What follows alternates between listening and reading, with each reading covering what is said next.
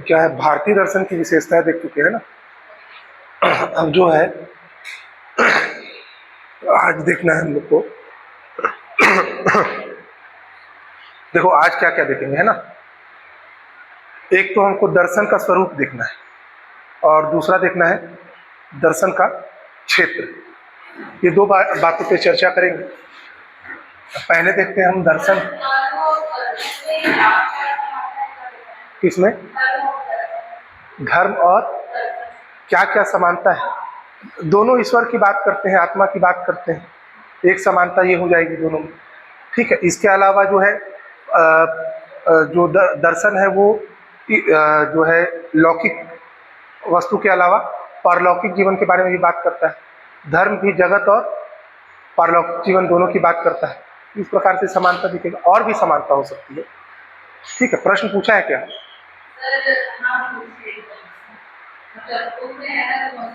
हाँ, तो कई समानताएं हो सकती हैं, कई असमानताएं हो सकती है ना। तो क्योंकि धर्म भी पारलौकिक जीवन के बारे में बात करता है, दर्शन भी पारलौकिक जीवन के बारे में बात करता है। एक समानता तो ये हो गई, है ना। ईश्वर की बात धर्म भी करता है, ईश्वर की बात दर्शन भी करता है, तो एक समानता ये हो गई, है ना। इसके अलावा और भी समानता बहुत सारी हो सकती है। इसमें धर्म और दर्शन में देखो, धर्म जो है केवल आध्यात्म से जुड़ा हुआ, सॉरी, दर्शन केवल आध्यात्म से जुड़ा हुआ नहीं, लेकिन धर्म केवल आध्यात्म से जुड़ा हुआ है ना। एक बेसिक अंतर ये देख सकते हो। इसके अलावा आप ये देख सकते हो कि जैसे दर्शन के भी अलग अलग संप्रदाय हैं, तो दर्शन धर्म का भाग नहीं है, लेकिन धर्म किसका भाग है? दर्शन का भाग है। तो आप धर्म को दर्शन कह सकते हैं, तो धर्म को दर्शन की तरह अध्ययन किया जा सकता है, लेकिन दर्शन को धर्म की तरह अध्ययन नहीं किया जा सकता। एक बेसिक डिफरेंस तो ये दिख गया, है ना। इसके अलावा और भी विषयों में समानता हो सकती है कुछ, है ना। ऐसे सोचूंगा, याद आते जाएगा तो बताते जाऊंगा, है ना। ठीक है, डिफरेंस है। कुछ कुछ प्रश्न कराएंगे अलग थे, तो वो लास्ट में डील करेंगे ये सब। ठीक है, चलिए अगला क्या देखना है हम लोग को? दर्शन का स्वरूप।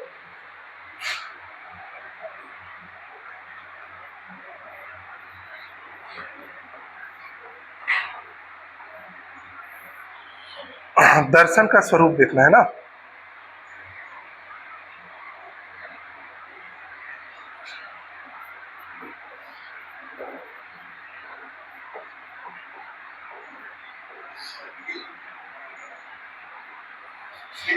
Forms of philosophy. अब देखो इसमें किन किन बिंदुओं पे चर्चा करना है।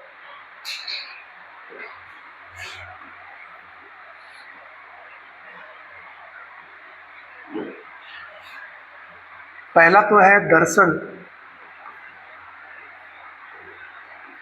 देखो आप लोग कोशिश करो कि अभी ना लिखो, आप लोग, है ना, अभी समझो, फिर मैं खुद लिखवाऊंगा।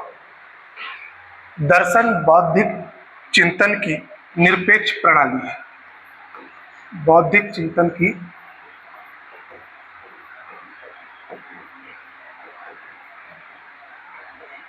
निरपेक्ष प्रणाली है।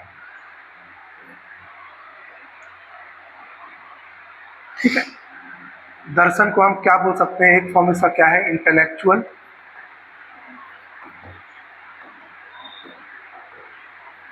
थिंकिंग। दूसरा, दर्शन निरपेक्ष चिंतन है, सॉरी, निष्पक्ष चिंतन है। दर्शन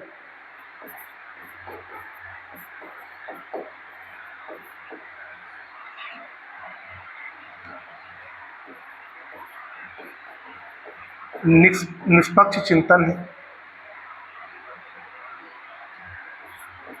अनबायस्ड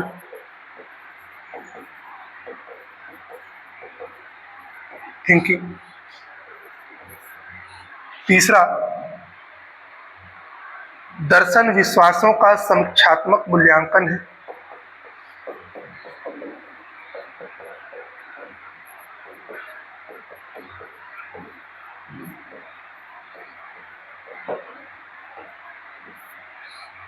विश्वासों का समीक्षात्मक मूल्यांकन, critical evolution of belief, critical evolution of belief है।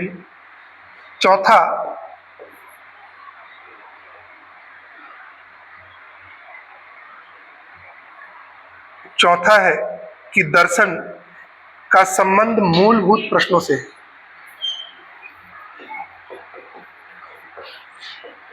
दर्शन का संबंध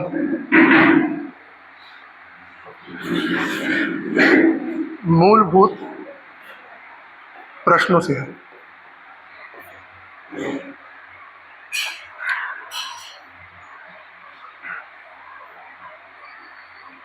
ठीक है, इसका संबंध मूलभूत प्रश्नों से है।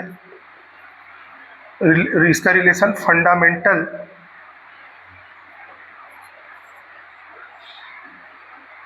क्वेश्चन से इसका संबंध है। पांचवा, यह सामान्य सिद्धांतों की खोज करता है।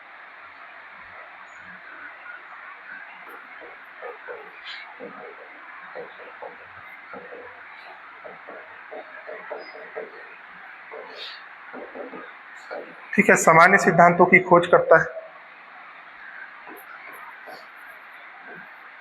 जनरल प्रिंसिपल्स की बात कर रहा है।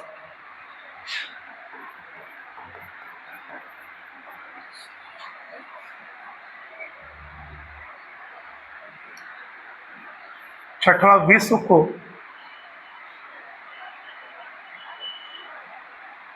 उसकी समग्रता में जानने का प्रयास करता है।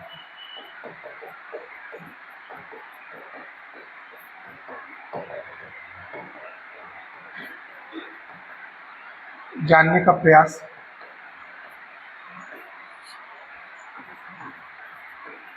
Understanding of world. सातवां,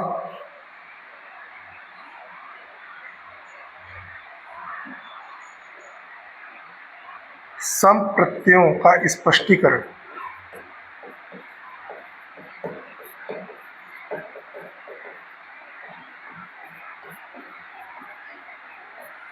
संप्रत्ययों का स्पष्टीकरण करता है। Explanation of concepts.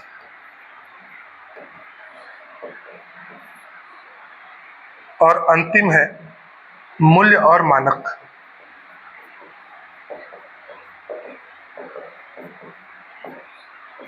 मूल्य और मानक, वैल्यूज एंड स्टैंडर्ड्स। ठीक है, ये क्या है? दर्शन का स्वरूप है। तो जब भी दर्शन के स्वरूप के बारे में हम बात करेंगे तो ये 8 बिंदु आपको याद होना चाहिए। बिना इन 8 बिंदुओं के आप इसकी व्याख्या नहीं कर पाएंगे।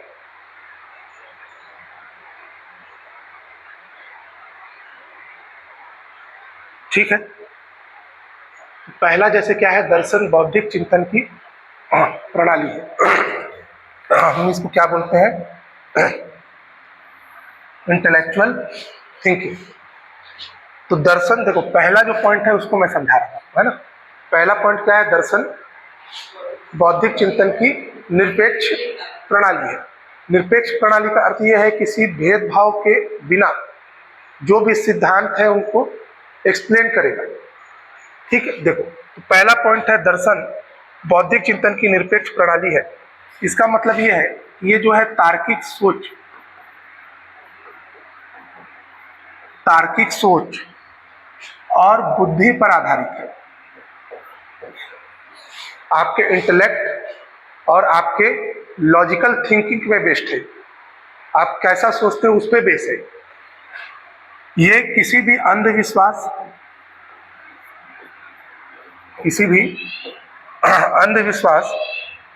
या केवल परंपरा पर आधारित नहीं है। केवल अंधविश्वास या केवल परंपरा पर आधारित नहीं है, बल्कि किस पे आधारित है? ये तार्किक सोच और बुद्धि पे आधारित है।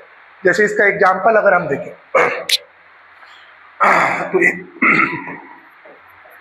एक प्रश्न है कि संसार की उत्पत्ति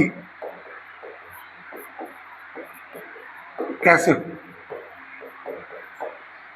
ठीक है, ये एक प्रश्न है कि संसार की उत्पत्ति कैसे हुई। अब संसार की उत्पत्ति कैसे हुई, एक तो आप इसकी व्याख्या तर्क से कर सकते हो, बुद्धि से कर सकते हो। जैसे संसार की उत्पत्ति कैसे हुई, तो विज्ञान बोलता है बिग बैंग थ्योरी।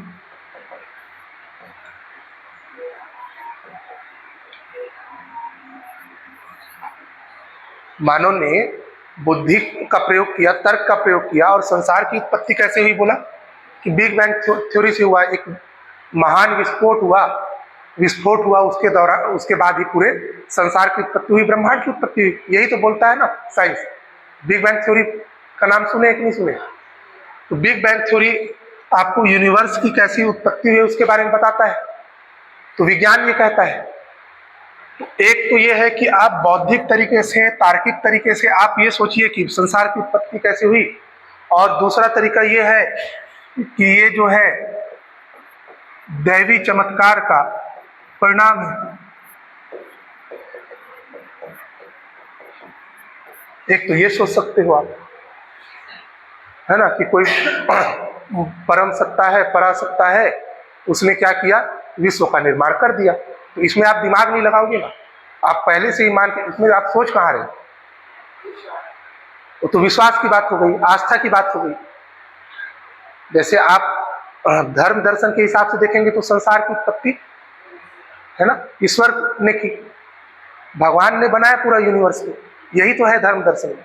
और क्यों बनाया, कैसे बनाया, उसका उत्तर खोजने जाओगे तो अलग अलग टाइप की व्याख्याएं वहां भी मिलेंगी, ऐसा नहीं। लेकिन एक्चुअल में किससे प्रमाणित हुआ ये? बिग बैंग थ्योरी से। तो ये जब भी विज्ञान जुड़ेगा तो विज्ञान जो है वो तो आधारित ही किस पे है? तार्किक सोच और बुद्धि पे आधारित है। तो पहला जो पॉइंट हुआ था वो क्लियर हुआ। पहला पॉइंट हम क्या देखे कि दर्शन बौद्धिक चिंतन की निरपेक्ष प्रणाली है। तो तर्क करना, अपनी बुद्धि से सोच समझ के एक क्या करना, एक निष्कर्ष तक पहुंचना। तो वही क्या है, दर्शन की बौद्धिक चिंतन की निरपेक्ष प्रणाली। दूसरा क्या है, दर्शन निष्पक्ष चिंतन है, अनबायस्ड थिंकिंग है। इसका मतलब ये होता है कि बिना किसी पूर्वाग्रह के, बिना किसी पूर्वाग्रह के या धर्म, जाति, परंपरा से बंधा नहीं है।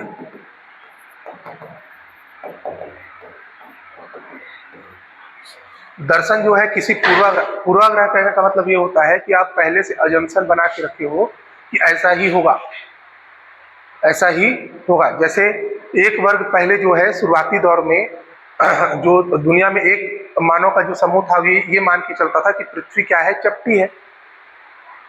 लेकिन साइंस ने उसको क्या किया, बाद में जाके प्रूव कर दिया कि नहीं, पृथ्वी क्या है, गोल है। तभी तो भूगोल पढ़ते हो आप। भूगोल पढ़ते हो कि नहीं पढ़ते हो? तो भूगोल क्यों पढ़ते हो? क्योंकि पृथ्वी गोल है, उसके बेसिस पे। तो भाई ये पूर्वाग्रह पे बेस्ड नहीं है, ये किसी धर्म, जाति या किसी परंपरा से बंधा हुआ नहीं। उदाहरण के लिए आप गैलीलियो का उदाहरण ले लो। गैलीलियो का नाम सुने हो? गैलीलियो ने ये बताया ना भाई कि जो पृथ्वी है, पृथ्वी सूर्य के चारों ओर चक्कर लगाती है।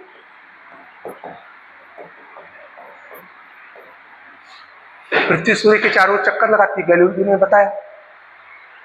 लेकिन गैलीलियो जिस समय का वैज्ञानिक है, उस समय विज्ञान का प्रभाव कम है और धर्म का प्रभाव उस समाज में ज्यादा है। विज्ञान उस समय क्या है, विज्ञान को मानने, विज्ञान का प्रभाव उस समय कम है ना, और धर्म का प्रभाव उस समय ज्यादा है। अब उस समय जो विज्ञान को फॉलो कर रहा है उसको तंत्र मंत्र और जादू टोना करने वाला व्यक्ति माना जा रहा है। क्यों माना जा रहा है?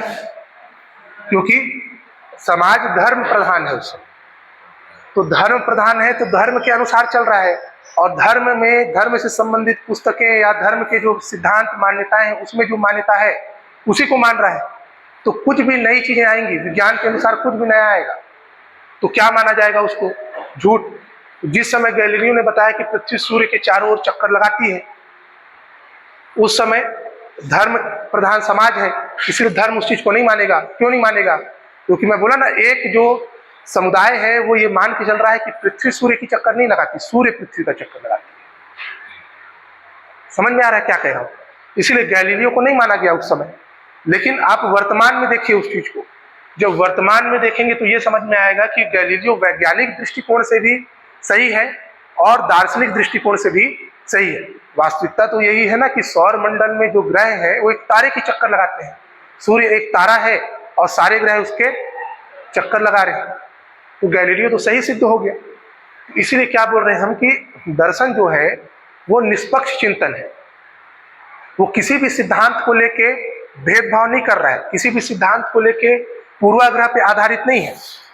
गैलीलियो ने अगर ये सोचा कि सूर्य के चारों ओर पृथ्वी घूमती है तो उसने बौद्धिक चिंतन और लॉजिकल थिंकिंग के थ्रू ये निष्कर्ष निकाला, ना कि किसी अजम्पशन पे बेस्ड था उसका कि ऐसा होता होगा। तो जब हम बोलते हैं ऐसा होता होगा या एक व्यक्ति जा रहा होगा और उसका एक्सीडेंट हो गया हो, ये पूर्वाग्रह है। अब जा रहा होगा, जरूरी थोड़ी ना है कि एक्सीडेंट हो ही गया होगा, है जरूरी नहीं है। तो इसीलिए बोलते हैं दर्शन जो है पूर्वाग्रह से ग्रसित नहीं है, वो निष्पक्ष चिंतन पर आधारित है। वो सभी सिद्धांतों को सामान्य मान्यता भी देता है और लॉजिकल थिंकिंग के थ्रू, बुद्धि के थ्रू क्या करता है, उसको सत्य साबित करने की भी आपको अनुमति देता है। तो दूसरा पॉइंट क्लियर हुआ। अगला देखिए तीसरा बिंदु क्या है। तीसरा बिंदु है विश्वासों का समीक्षात्मक मूल्यांकन करता है। देखो इसको समझो। तीसरा, विश्वासों का समीक्षात्मक मूल्यांकन। देखो सीधा है कि जो भी सिद्धांत है, चाहे वो सिद्धांत किसी भी चीज के हो, चाहे विज्ञान के सिद्धांत हो, विज्ञान की मान्यताएं हो, धर्म के सिद्धांत हो, चाहे धर्म की मान्यताएं हो, चाहे वो तत्व मीमांसा से जुड़ा हुआ शब्द हो, चाहे वो ज्ञान मीमांसा से जुड़ा हुआ शब्द हो, हर किसी का जो है ये समीक्षात्मक मूल्यांकन करता है। उदाहरण कैसे हम इसका ले सकते हैं? जैसे प्रारंभ में ये माना जाता था, प्रारंभ में ये माना गया कि जाति जो है वो किस पे आधारित है? जन्म पे। यही तो हुआ, पहले कर्म पे और कर्म के बाद किस पे आधारित हो गई? जन्म पे आधारित हो गया। ये शुरुआत में यही माना गया कि जाति किस पे आधारित है? जन्म पे। अभी भी देखोगे तो जाति किस पे आधारित है? जन्म पे। लेकिन आपके यहाँ एक दार्शनिक हुए विवेकानंद, स्वामी विवेकानंद। स्वामी विवेकानंद कहते हैं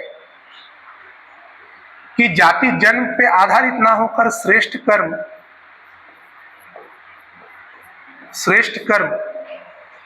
और ज्ञान पर आधारित है। किस पे आधारित है? श्रेष्ठ कर्म और ज्ञान पे आधारित है। आप कैसे काम कर रहे हैं उस पे आधारित है, ना कि जन्म पे आधारित है। तो इस आधार पर देखो उन्होंने खंडन किया।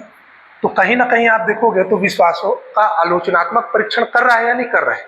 एक सिद्धांत ये बोल रहा है कि भाई जाति जो है वो जन्म पे आधारित है, एक सिद्धांत ये बोल रहा है कि जाति जो है श्रेष्ठ कर्म और ज्ञान पे आधारित है, और जो जन्म है, जन्म हमेशा जो है श्रेष्ठ कर्म से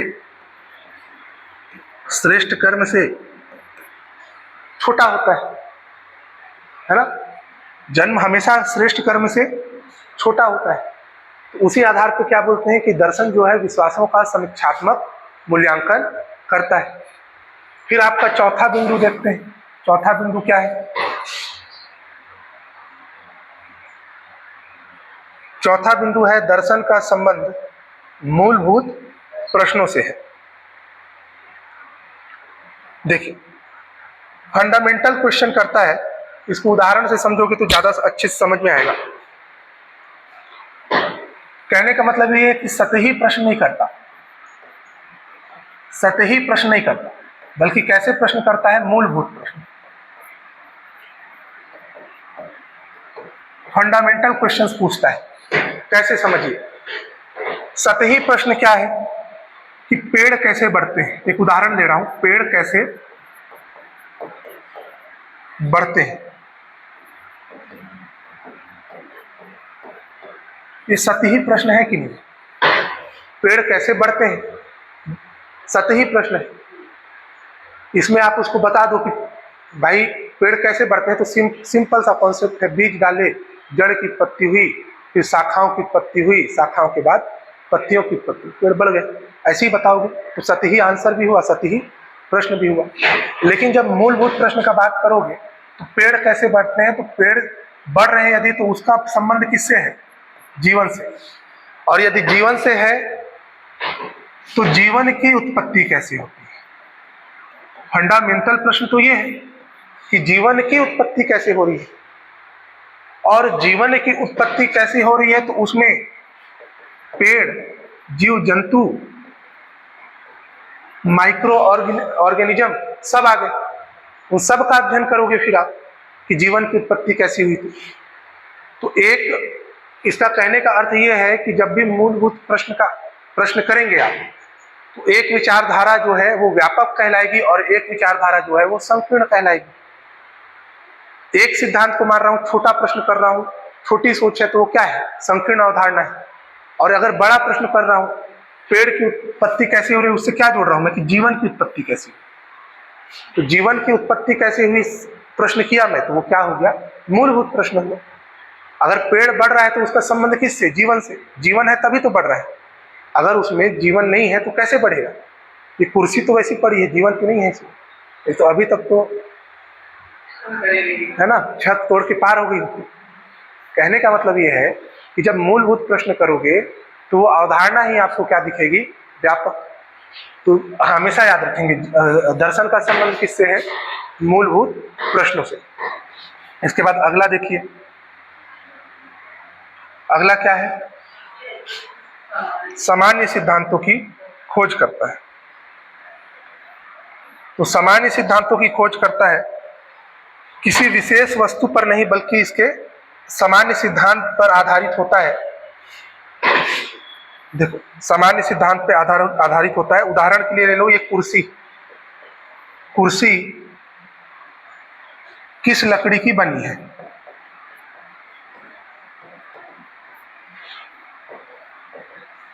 बनी। फिर से वही बात है, ये एकदम बेसिक प्रश्न है।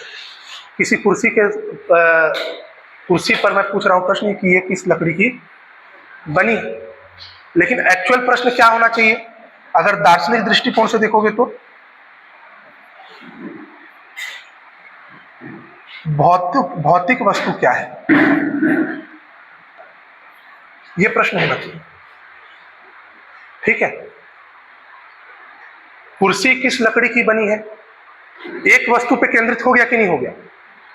लेकिन भौतिक वस्तु क्या है? तो भौतिक वस्तु में संसार में जितनी भौतिक वस्तु है सब शामिल हो गए। तो इसीलिए हम क्या बोल रहे हैं दर्शन को कि ये सामान्य सिद्धांतों की खोज करता है। अगला देखिए, 6वां नंबर, विश्व को समग्रता से जानने का प्रयास करता है।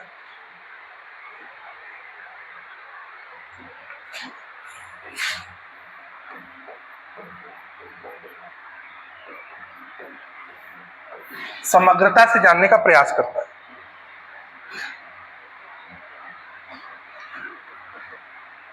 देखो, संसार के एक विषय से केंद्रित ना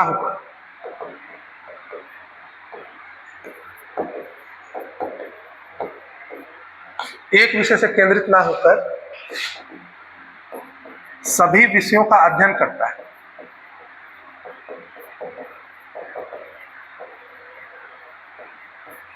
ठीक है, संसार के एक विषय से केंद्रित ना होकर सभी विषयों का अध्ययन करता है। जैसे समझिए, एक उदाहरण लीजिए भौतिक विज्ञान का। भौतिक विज्ञान का अध्ययन सीमित है पदार्थ तक, सीमित है पदार्थ तक अध्ययन। अब पदार्थ तक अध्ययन सीमित है तो पदार्थ के बारे में जो सारा चीज जानने का प्रयास करेगा भौतिक विज्ञान, लेकिन दर्शन जो है पदार्थ का अध्ययन तो करेगा ही करेगा, लेकिन उसमें चेतना है या नहीं है। इसके अलावा समाज, समाज के अलावा नैतिकता, नैतिकता के अलावा ईश्वर, सभी अवधारणाओं का अध्ययन करना। भौतिक विज्ञान कहां तक सीमित है? केवल पदार्थ तक। अरे भौतिक विज्ञान में आप पदार्थ की गतियों का अध्ययन कर लोगे, इससे आगे नहीं बढ़ पाते आप। पदार्थ में चेतना है नहीं है तो उसके लिए अलग शाखा में जाना पड़ता है, लेकिन दर्शन शास्त्र में पदार्थ का अध्ययन करते हो, उसमें चेतना है या नहीं है, समाज का भी अध्ययन करते हो, नैतिकता का भी अध्ययन करते हो, ईश्वर का भी अध्ययन करते हो। तो दर्शन शास्त्र क्या है? कंप्लीट अध्ययन है ना, किसी भी सब्जेक्ट का कंप्लीट अध्ययन है। जबकि एक सब्जेक्ट केवल उसके अंतर्गत आने वाले तत्वों का अध्ययन करता है। रसायन विज्ञान या जीव विज्ञान जो है, जीव विज्ञान किसका अध्ययन करेगा? जीवों का अध्ययन करेगा, पौधों का अध्ययन करेगा, जीव जंतुओं का अध्ययन करेगा। लेकिन दर्शन सिर्फ जीव जंतुओं के अध्ययन और पौधों के अध्ययन तक सीमित नहीं है ना, वो तो उसके अलावा भी अध्ययन कर रहा है। तो इसीलिए हम इसको क्या बोल रहे हैं कि ये समग्रता का अध्ययन है। दर्शन किसका अध्ययन है? समग्रता का अध्ययन है। इसके अलावा क्या बच गया? संप्रत्ययों का स्पष्टीकरण।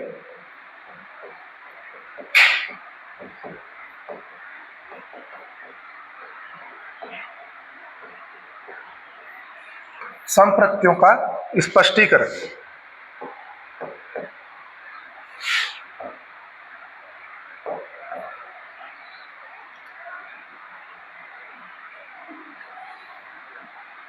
संप्रत्ययों का स्पष्टीकरण करता है। दर्शन में जितने भी विचार हैं, जितनी भी अवधारणाएं हैं, जितने भी शब्द हैं, सबका अर्थ प्रकट करेगा। जैसे अभी आगे पढ़ेंगे, वेद और उपनिषद पढ़ेंगे, तो वेद और उपनिषद में आत्मा ब्रह्म जगत के बारे में पढ़ेंगे, मोक्ष के बारे में पढ़ेंगे। तो ये सारे विचार हैं, अवधारणाएं हैं, शब्द हैं। जैसे मैं बोला आत्मा,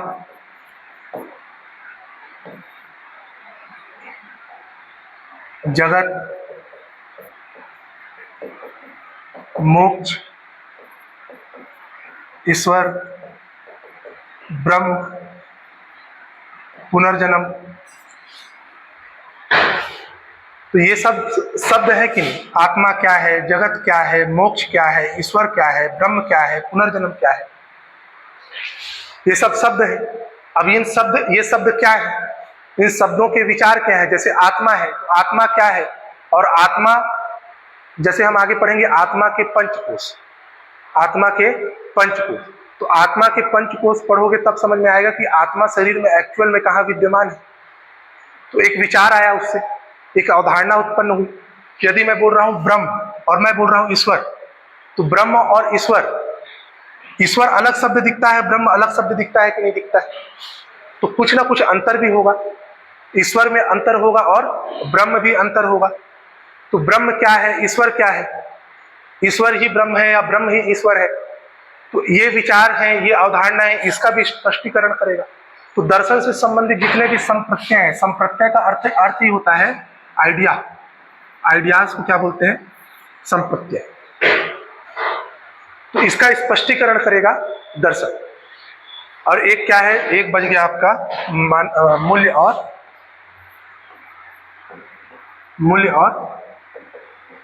मानक। तो मूल्य और मानक, जैसे समझो, सत्य बोलना सही है या गलत है?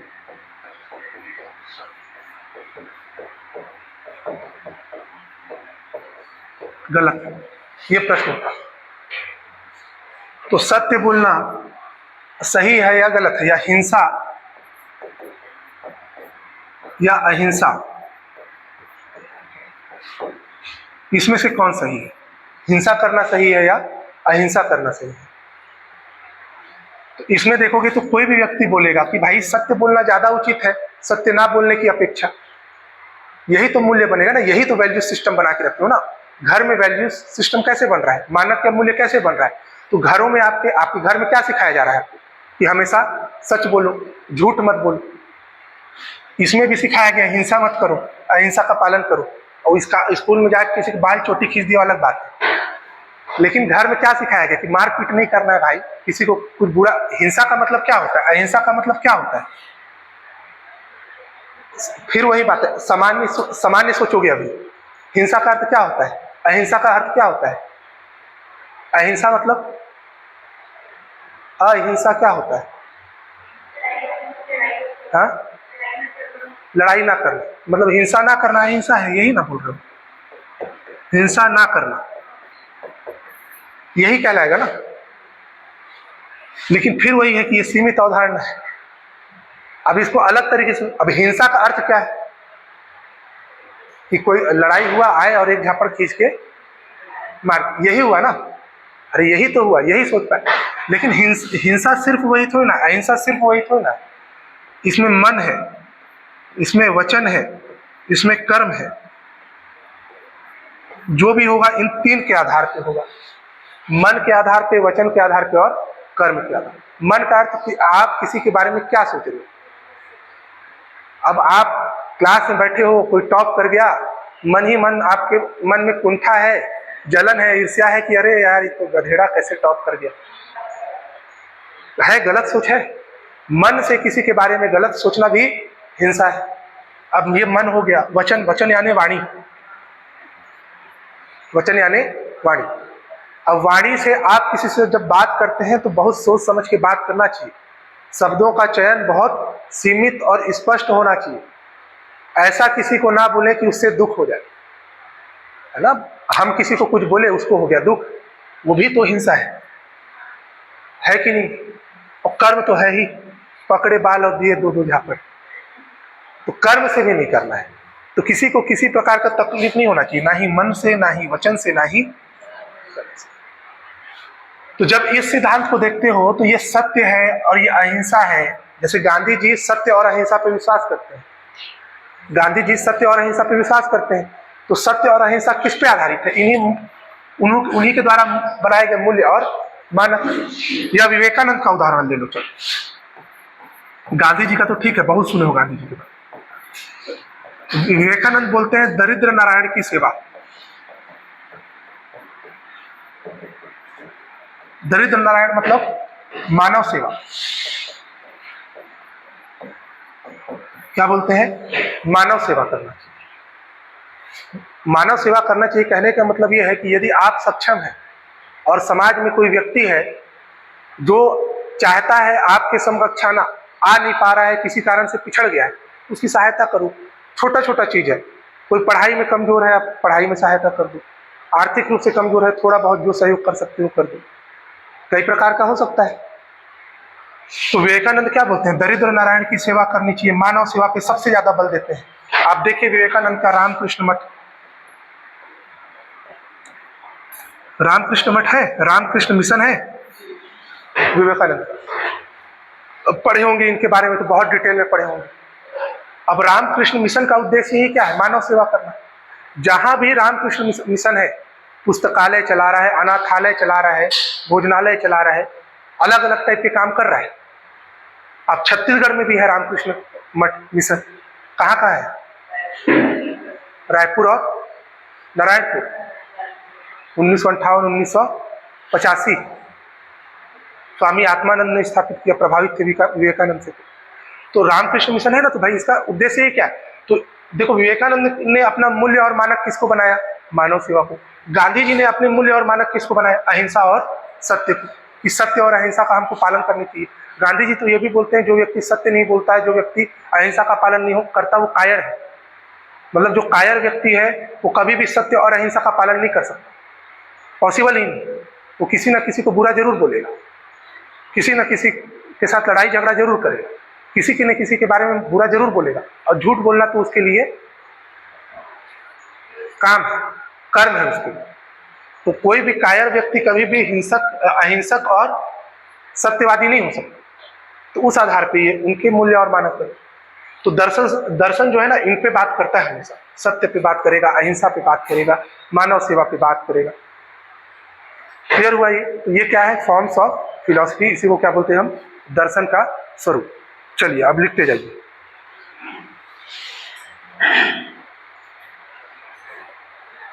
दर्शन का स्वरूप हेडिंग डालेंगे और लिखेंगे दर्शन शास्त्र को तर्क बुद्धि परक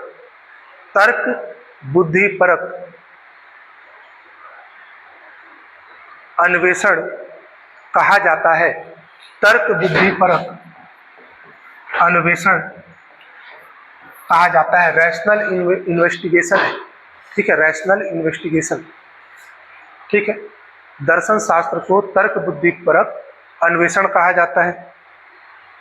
अरस्तु के अनुसार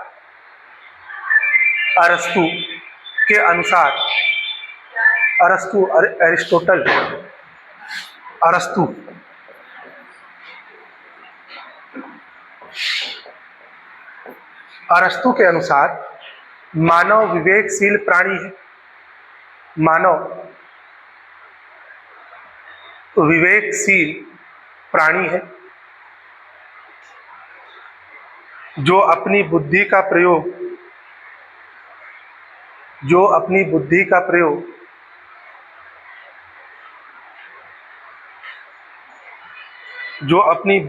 प्रयोग सतत ज्ञान की प्राप्ति में करता है। सतत ज्ञान की प्राप्ति में करता है।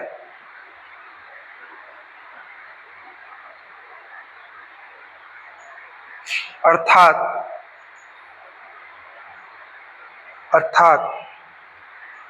मनुष्य की जिज्ञासा एवं उसका तर्क बुद्धि अन्वेषण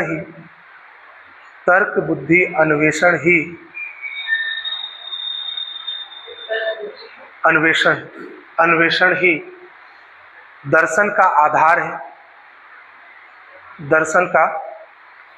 है। निम्न बिंदुओं के आधार पर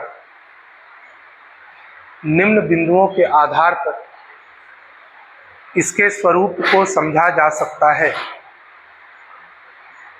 निम्न बिंदुओं के आधार पर इसके स्वरूप को समझा जा सकता है।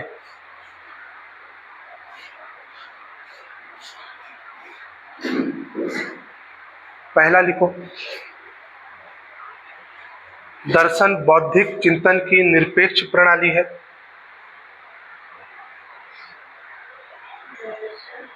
बौद्धिक चिंतन की निरपेक्ष प्रणाली है।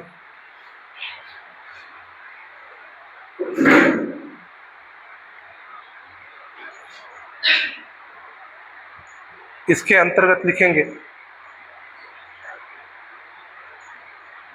दार्शनिक व्याख्याएं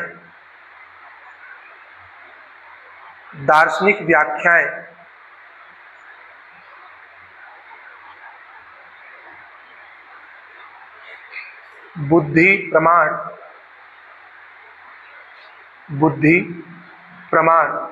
एवं तर्क पर आधारित होती हैं। फिर से दार्शनिक व्याख्याएं बुद्धि प्रमाण एवं तर्क पर आधारित होती हैं तथा इसमें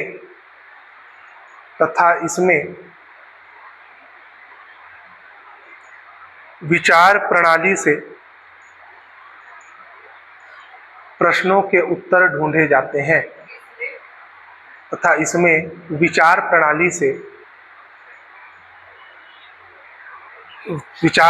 से प्रश्नों के उत्तर खोजे जाते हैं।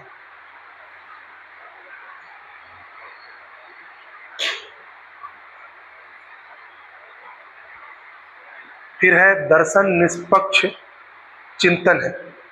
दर्शन निष्पक्ष, अगला पद दूसरा, दर्शन निष्पक्ष चिंतन, निष्पक्ष,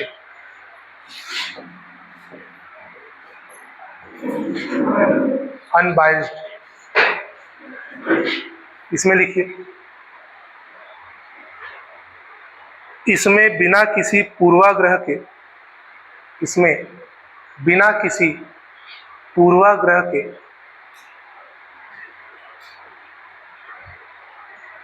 निरपेक्ष भाव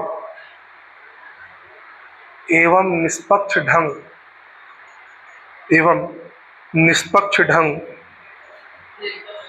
निष्पक्ष ढंग,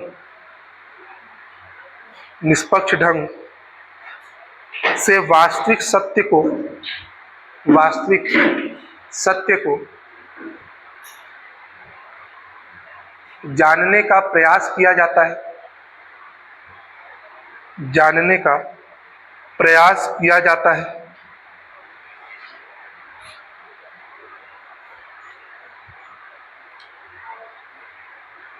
तीसरा,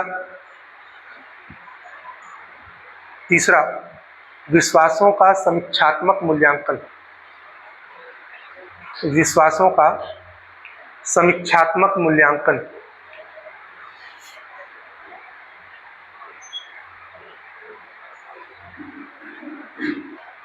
लिखिए, दर्शन शास्त्र स्थापित मान्यताओं, दर्शन शास्त्र स्थापित मान्यताओं एवं विश्वासों का समीक्षात्मक मूल्यांकन करता है, समीक्षात्मक मूल्यांकन करता है, विश्वासों का समीक्षात्मक मूल्यांकन करता है।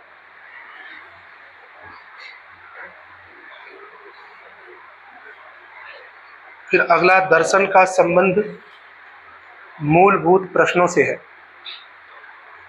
दर्शन का संबंध मूलभूत प्रश्नों से है।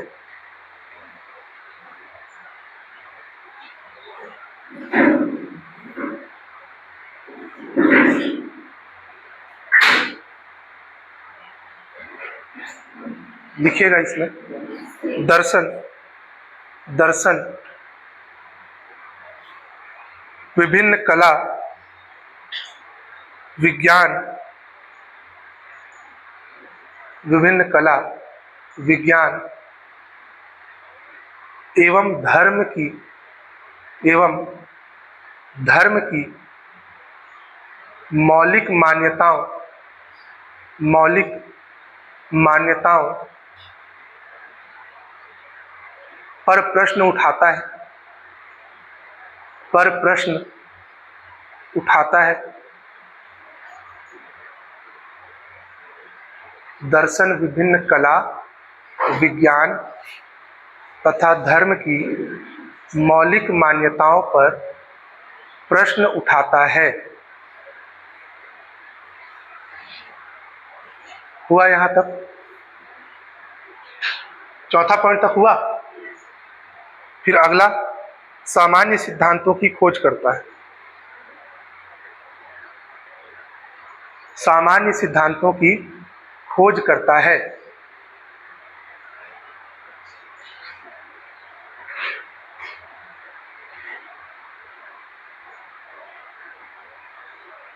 हुआ? लिखो, दर्शन में, दर्शन में यह प्रश्न नहीं उठाया जाता, दर्शन में यह प्रश्न नहीं उठाया जाता कि कुर्सी क्या है, कि कुर्सी क्या है, बल्कि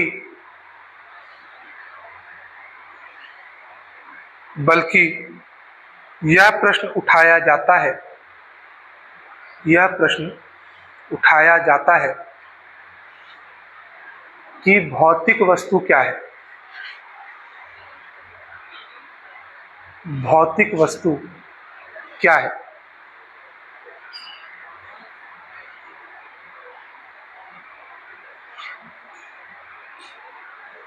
अगला, विश्व को समग्रता से जानने का प्रयास।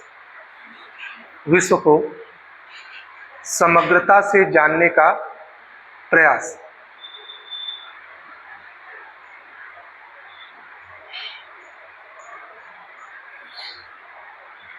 विश्व को समग्रता से जानने का प्रयास। लिखो, दर्शन दर्शन संश्लेषणात्मक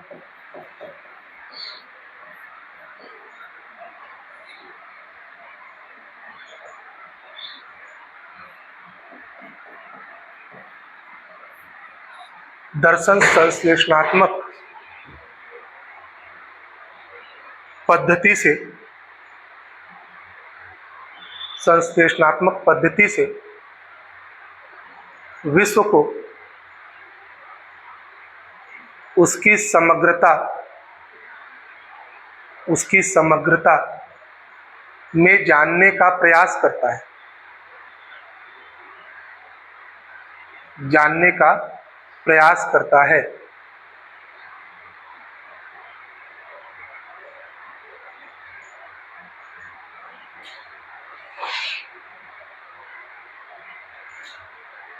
अगला, संप्रत्ययों का स्पष्टीकरण। संप्रत्ययों का स्पष्टीकरण।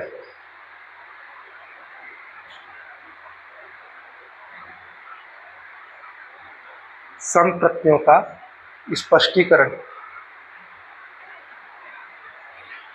लिखेंगे, दर्शन शास्त्र विभिन्न अवधारणाओं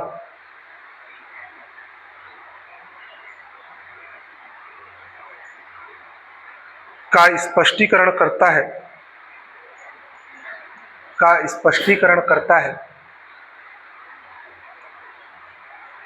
तथा अवधारणाओं से संबंधित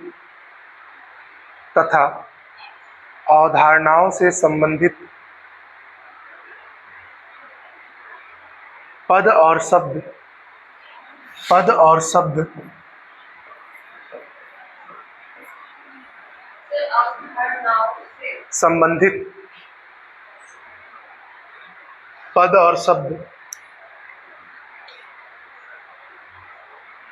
के स्पष्ट प्रयोग पर जोर देता है।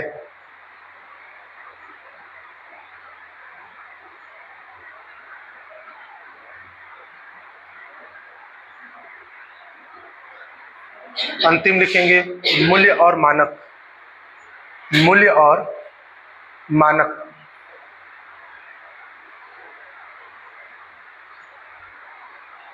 दर्शन शास्त्र में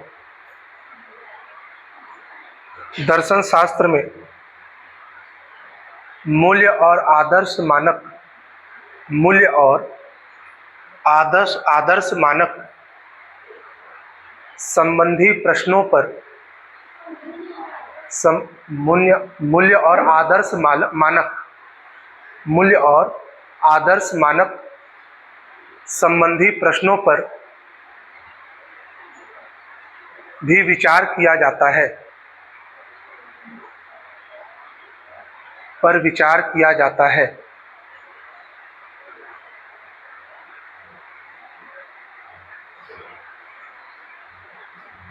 ठीक है, ये हो गया आपका दर्शन का स्वरूप।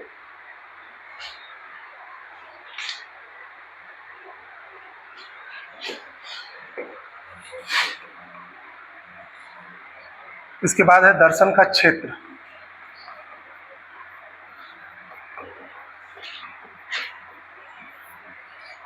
दर्शन का क्षेत्र।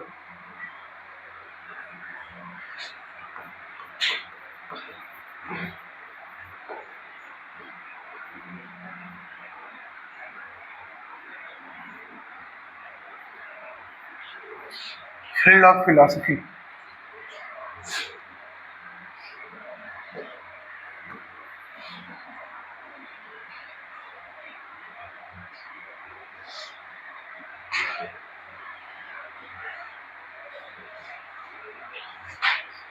देखो दर्शन के क्षेत्र को हम बांटेंगे, एक तो तत्व मीमांसा,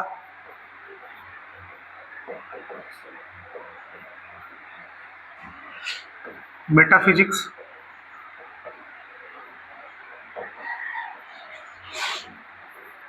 दूसरा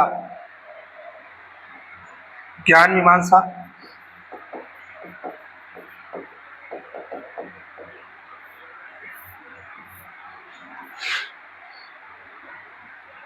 एपिस्टेमोलॉजी,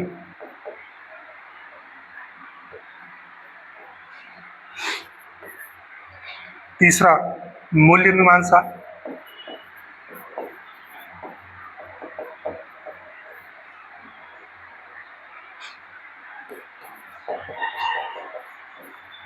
एजियोलॉजी, चौथा धर्म दर्शन,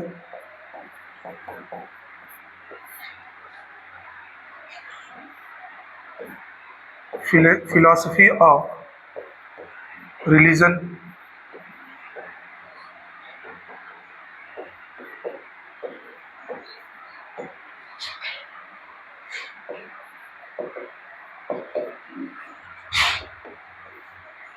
पांचवा समाज दर्शन,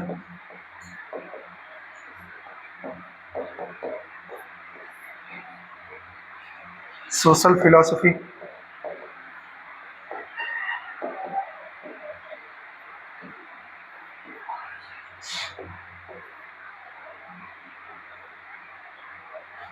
छठवां है राजनीति दर्शन,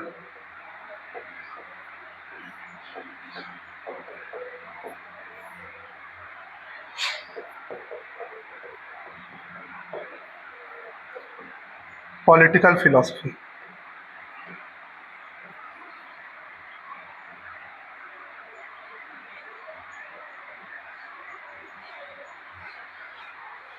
ठीक है, इतने भाग में बांटे। देखो तत्व मीमांसा तत्व से ही समझेंगे, तत्व के बारे में ही विचार करेगा कि तत्व क्या है, तत्व की उत्पत्ति कैसे हुई, तत्व का स्रोत क्या है, तत्व कितने प्रकार के हैं। तो इस पे जब विचार किया जाएगा तो क्या कहलाएगा, तत्व मीमांसा। जैसे जगत का विचार को उदाहरण लो, दुनिया की उत्पत्ति कैसे हुई, तो उपनिषद क्या बोलता है कि उपनिषद एक वाक्य का प्रयोग करता है, सत्यम ज्ञानम, सत्यम ज्ञानम अनंतम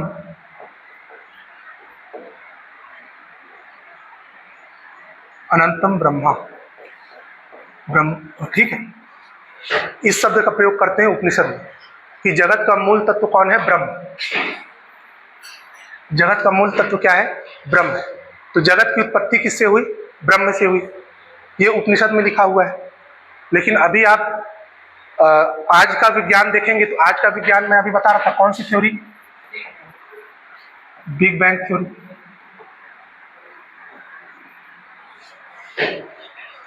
जगत का तो संबंध ही किससे है, तत्व से है। मतलब देखो दो तरीके की फिलॉसफी होती है, कल बोल रहे थे ना हम, एक जो दृश्य है, एक जो अदृश्य है। एक जो आपको दिख रहा है, एक जो आपको नहीं दिख रहा है, तो दो टाइप का है।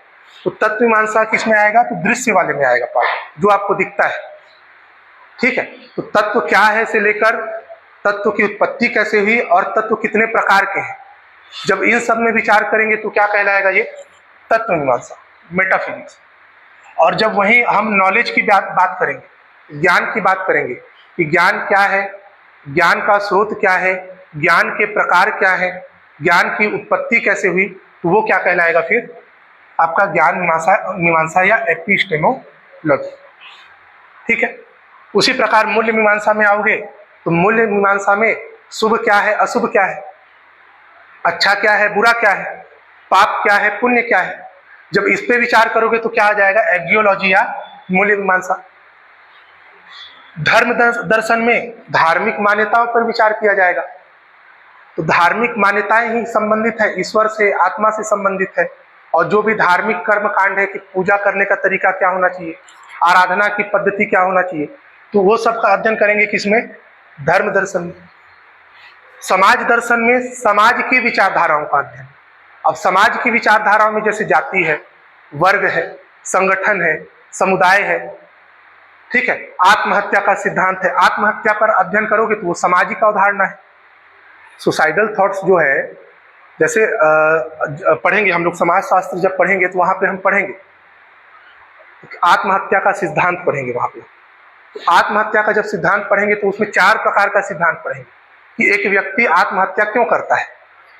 आप समाज में देखिए, आप न्यूज़पेपर पढ़ते होंगे, न्यूज़पेपर में ये हमेशा खबर आता है ना कि कौन सा व्यक्ति क्यों आत्महत्या कर दिया। तो समाज के दबाव के कारण करेगा एक व्यक्ति अपने आप को समाज का इतना करीबी मानेगा कि समाज का हित ही उसका हित, समाज का अहित ही उसका अहित।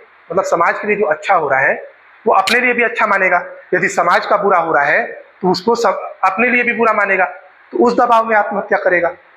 कई बार देखे होंगे व्यापार में घाटा हो जाए लोगों को तो आत्महत्या कर लेते हैं, होता है कि नहीं। कई लोग की लव स्टोरी फेल हो जाती है तो आत्महत्या कर लेते हैं, है कि नहीं। वास्तविकता है ना समाज में कि नहीं है। तो उस चीज को ना वो बांटा गया है उतने भाग में। तो जब आत्महत्या का अध्ययन कर रहे हो या समुदाय का अध्ययन कर रहे हो, संस्था का अध्ययन कर रहे हो, जाति का अध्ययन कर रहे हो, वर्ग का अध्ययन कर रहे हो, जाति समाज के अंदर होती है या नहीं होती है। तो जाति का जब अध्ययन करोगे तो किसके अंतर्गत अध्ययन करोगे, दर्शन शास्त्र के अंतर्गत अध्ययन करोगे कि समाज शास्त्र के अंतर्गत। समाज शास्त्र का तो मूल अवधारणा है ना जाति, भले दर्शन का भाग है समाज दर्शन, लेकिन अवधारणा किसकी है, समाज शास्त्र, समाज दर्शन का। तो जब उसका अध्ययन करोगे तो समाज दर्शन में। और राजनीति दर्शन तो संबंध ही है इसका किससे, सत्ता से, ठीक है। सत्ता और उसकी शक्तियों का अध्ययन करोगे और सत्ता से संबंधित उसकी संस्थाओं का जब अध्ययन करोगे तो क्या कहलाएगा वो, राजनीति दर्शन। जैसे लोकतंत्र, जनतंत्र, लोकतंत्र हो गया, राजतंत्र हो गया, ठीक है। राज्य की अवधारणा हो गया, राज्य की अवधारणा आप पढ़ते हैं ना, किसमें पढ़ते हैं आप, राजनीति शास्त्र में पढ़ते हो ना। राज्य की अवधारणा का संबंध किससे, राजनीति शास्त्र से। तो जब इन सब के बारे में पढ़ोगे आप तो आप किसके बारे में पढ़ेंगे, राजनीति दर्शन। तो जैसे हम बोल रहे थे दर्शन को परिभाषित करना संभव नहीं है, हम परिभाषा कहाँ दे पाते हैं, दर्शन का दे पाते हैं क्या, दर्शन की परिभाषा एक परिभाषा दे के बता दो दर्शन की। आप ही लोग से प्रश्न पूछता हूं, दर्शन की एक सर्वमान्य परिभाषा दीजिए। पॉसिबल नहीं है। क्यों नहीं है पॉसिबल, क्योंकि हम दर्शन को क्या बोलते हैं, सभी विषयों की जननी कहते हैं। ये प्रश्न भी पूछा जाता है ऑब्जेक्टिव, सभी विषयों की जननी है। और यदि सभी विषयों की जननी है तो दर्शन से ही राजनीति विज्ञान निकल रहा है, दर्शन से ही समाज विज्ञान निकल रहा है, दर्शन से ही धर्म दर्शन है, दर्शन में ही तत्व मीमांसा, ज्ञान मीमांसा, मूल्य मीमांसा है। सब कुछ किससे संबंधित है, दर्शन से। तो एक सर्वमान्य परिभाषा तो हो ही नहीं सकता उसका, इसीलिए परिभाषित करना थोड़ा सा कठिन है, ठीक है। तो ये क्या हो गया आपका दर्शन का क्षेत्र। दर्शन का क्षेत्र में पूछेगा तो इसी 6 को लिखना है, तत्व मीमांसा, ज्ञान मीमांसा, मूल्य मीमांसा, धर्म दर्शन, समाज दर्शन, राजनीति दर्शन। इसके अलावा भी और बहुत कुछ हो सकता है, ठीक है। अब भौतिक विज्ञान में चले जाओगे, रसायन विज्ञान में चले जाओगे, जीव विज्ञान में चले जाओगे तो वो भी इसका एक क्षेत्र हो जाएगा। क्लियर है ये, लिखिए इसको।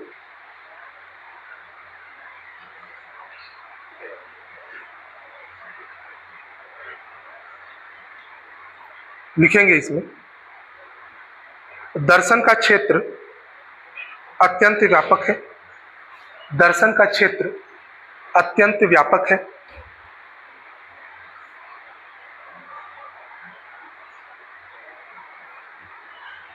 अतः इसके स्वरूप को सीमा में नहीं बांधा जा सकता, सीमा में नहीं बांधा जा सकता।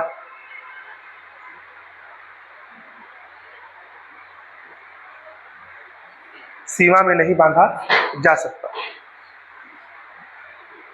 परंतु इसके क्षेत्र के आधार पर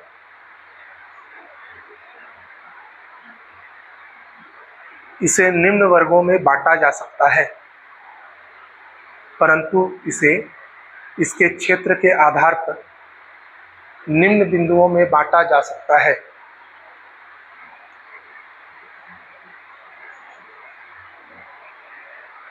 पहला तत्व मीमांसा, पहला तत्व मीमांसा।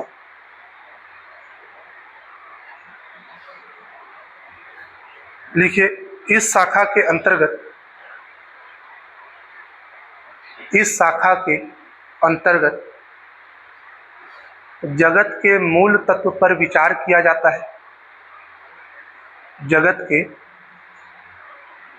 मूल तत्व पर विचार किया जाता है।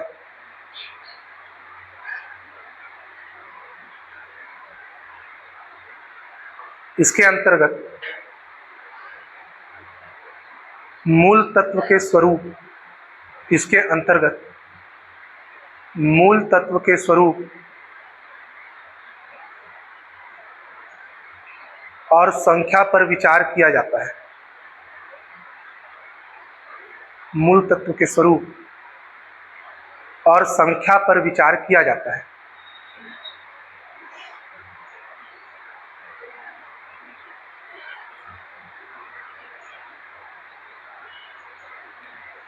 दूसरा, ज्ञान मीमांसा। ज्ञान मीमांसा,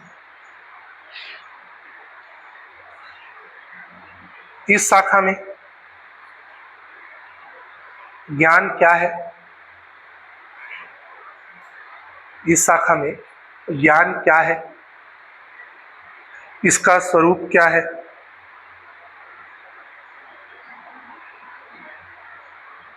ज्ञान का स्रोत क्या है,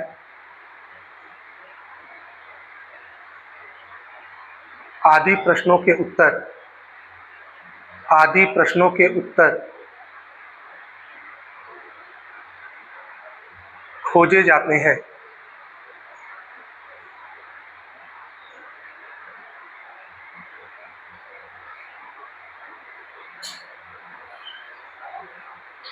अगला, मूल्य मीमांसा। मूल्य मीमांसा,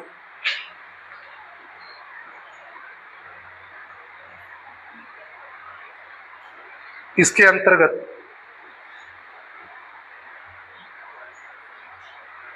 शुभ या अशुभ क्या है, इसके अंतर्गत शुभ या अशुभ, शुभ या अशुभ क्या है, उचित या अनुचित क्या है,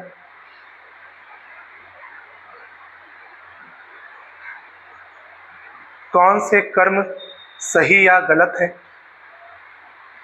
कौन से कर्म सही या गलत है, आदि पर विचार किया जाता है। आदि पर विचार किया जाता है।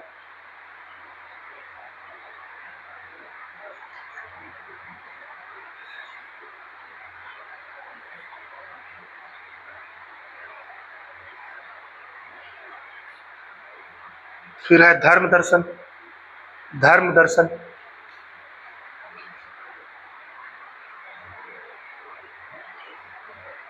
इसके अंतर्गत विभिन्न धर्मों की, विभिन्न धर्मों की प्रचलित, विभिन्न धर्मों की प्रचलित मान्यताओं,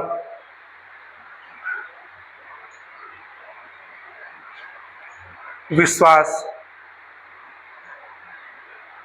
और मूल्य का मूल्यांकन किया जाता है। मूल्य का मूल्यांकन और मूल्य का मूल्यांकन किया जाता है।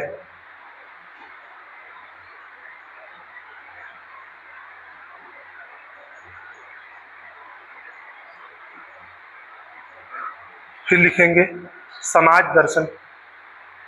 समाज दर्शन,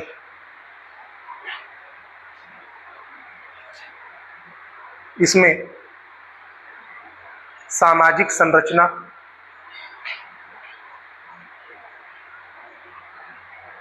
सामाजिक संस्थाओं,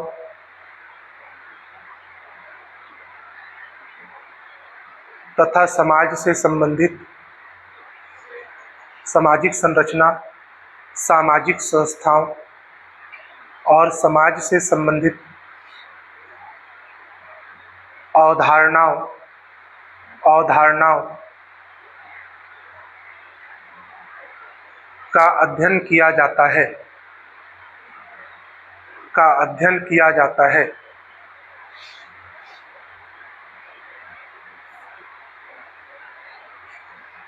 अगला राजनीति दर्शन। अगला राजनीति दर्शन।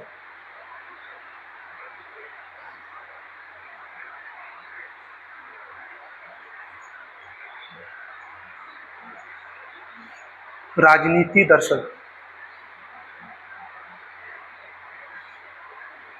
देखो इसमें राजनीतिक अवधारणा, राजनीतिक अवधारणा, विचारधारा, मूल्य आदि का मूल्यांकन किया जाता है। इसमें राजनीतिक अवधारणा, विचारधाराओं और मूल्य का मूल्यांकन किया जाता है।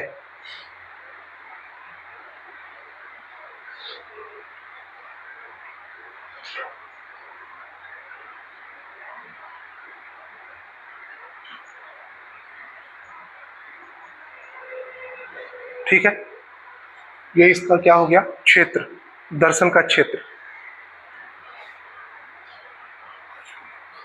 अब प्रश्न लिखिए। 2 ही प्रश्न रहेगा, 60-60 शब्द में लिखना। एक तो दर्शन का स्वरूप क्या है और दूसरा दर्शन के क्षेत्र को विस्तार पूर्वक समझाइए। दर्शन का स्वरूप क्या है और दूसरा प्रश्न दर्शन के क्षेत्र को विस्तार पूर्वक समझाइए। 60 शब्द में लिखोगे, 4 नंबर का प्रश्न। अच्छा, कुछ 2 नंबर के प्रश्न भी लिख लो। 2 नंबर के प्रश्न में ना यही सब बनेंगे। देखो, तत्व मीमांसा क्या है, पूछा हुआ भी है। तत्व मीमांसा क्या है, ज्ञान मीमांसा क्या है, मूल्य मीमांसा क्या है। ये 3 को और 2 नंबर में तैयार करना। ठीक है, क्या क्या? तत्व मीमांसा क्या है, ज्ञान मीमांसा क्या है और मूल्य मीमांसा क्या है। ये 3 प्रश्न को 2 नंबर 30 शब्द में। लाइन भी याद कर लो, फिर से बता देता हूं। 2 marks 30 words, 4 marks 60 words, 8 marks 100 words और फिर 15 मार्क्स का पूछता है प्रश्न। 15 मार्क्स का 175 वर्ड। कितना कितना लाइन रहेगा? तो 5 लाइन, 10 लाइन, 18 लाइन और इसके बाद 32। ठीक है, इसी शब्द सीमा में लिखना पड़ेगा। इसको एक्सीड करना नहीं है किसी भी स्थिति में। एक्सीड करोगे इस सीमा को तो दिक्कत होगा। कॉपी में जगह नहीं है ना, समझ नहीं रहे हो। एक क्वेश्चन के बाद दूसरा क्वेश्चन है तो नहीं, सब कर सकते हो, कोई दिक्कत नहीं है। डायग्राम भी बना सकते हो, फ्लो चार्ट भी बना सकते हो, टेबल भी बना सकते हो, आपके ऊपर है। फ्लो चार्ट भी बना सकते हो, दिक्कत नहीं है वहां पे। लेकिन वो लाइन से बाहर नहीं जाना चाहिए। कई बार क्या होगा ना, जैसे कॉपी है ना, ये कॉपी है मान लो, इस कॉपी में ये क्वेश्चन नंबर 1 आया, फिर 5 लाइन दिया इस प्रकार से 5, फिर क्वेश्चन नंबर 2 आया, फिर 5 लाइन दिया आपको 5। अब देखो दिक्कत क्या होता है, कई बार आयोग के पास इधर नीचे जगह नहीं बचता, तो यहाँ पे क्या करता है, वो एक लाइन खींच के लिख देता है डू नॉट राइट। अब आप उस, और ब्लैंक रहता है वो, ये भी बता दूं ना, नीचे लाइन नहीं रहता, उसमें ब्लैंक रहता है, उसमें बस हल्का सा लिखा रहेगा डू नॉट राइट। अब आप उसको यूज करेंगे और मान लीजिए एग्जामिनर थोड़ा स्ट्रिक्ट है, तो फिर क्या करेगा, वो नंबर काटेगा और ये भी हो सकता है 0 नंबर दे दे आपको, क्योंकि आयोग ने लिख दिया है ना भाई यहाँ पे आपको नहीं लिखना है। आपको लिखने के लिए ऑलरेडी 5 लाइन दिया हुआ है, फिर भी आप 5 लाइन को पार करके इधर आ रहे हैं। इस चीज को नहीं करना है। समझ में आ रहा है? कॉपी मैं दिखा दूंगा। अब क्या है देखो, इस पर चर्चा करेंगे हम लोग, है ना, बताऊंगा। इसको बंद कर दो इसको।